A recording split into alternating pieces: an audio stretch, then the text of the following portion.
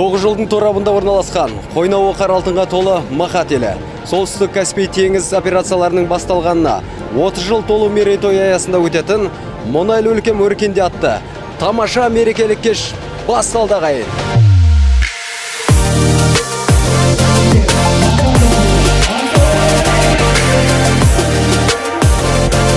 Инсуиси компаниясының мұнайлы өлкем өркенде мерекелік шарасы аудан халқына осы жақсы көңіл күйді сыйлап, жақсы мерекелік шара өтеді деген сенімдеміз.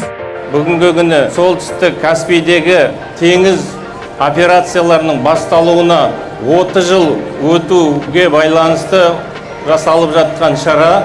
Осы жобалардың арқасында біздің үлкен заводтарымыз халқымызға еңбек етіп жатыр. Инсуиси компаниясы көптеген жетістіктерге жетті.